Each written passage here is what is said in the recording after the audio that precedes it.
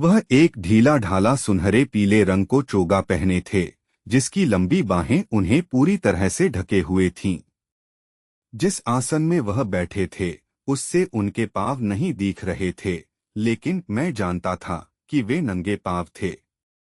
उनके हाथ जुड़े हुए थे, केवल उंगलियों के पोरों को छूते हुए, और मैं साफ देख रहा था कि उनकी उंगलियों के चारों ओर नीले प्रकाश की चमक थी, जो उनके गहन ध्यान की शक्ति का प्रमाण थी। दूसरी आकृति भी उसी आयु की लग रही थी, हालांकि उनके केश काले और चमकदार थे।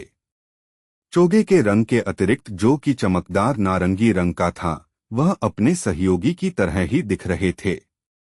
वे इतने तन्मय और जड़वत थे कि ऐसा लग रहा था कि वे सांस तक नहीं ले रहे हों। वे दूसरी सृष्टियों के साथ संपर्क कर रहे हैं, मिशेल, मुझे बताया गया। अचानक दृश्य ओझल हो गया और उसके स्थान पर दूसरा दृश्य आ गया।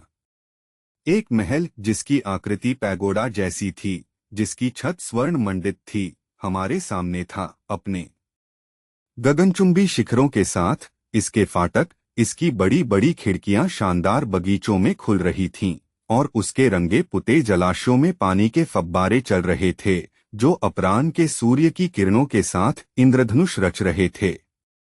विशाल पार्क के बड़े बड़े पेड़ों की टहनियों में सैकड़ों चिड़िया बसेरा बसाए हुए थीं, जिनसे चित्ताकर्षक दृश्य और भी अधिक जीवंत और रंगीन लग रहा था।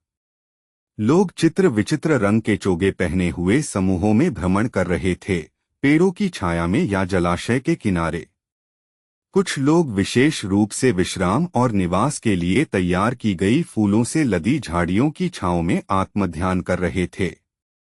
सारे मनोरम दृश्य पर एक आकृति विशेषकर भारी पड़ रही थी, जो महल से दूर नजर आ रही थी, विशाल पिरामिड। मैं जानता था कि हम पिरामिड से बाहर निकल चुके थे और मु की राजधानी सवानासा के अद्वितीय महल की भव्यता देख रहे थे। महल के बाहर हर दिशा में पठार का विस्तार था, जिसका वर्णन ताओ ने मुझसे किया था।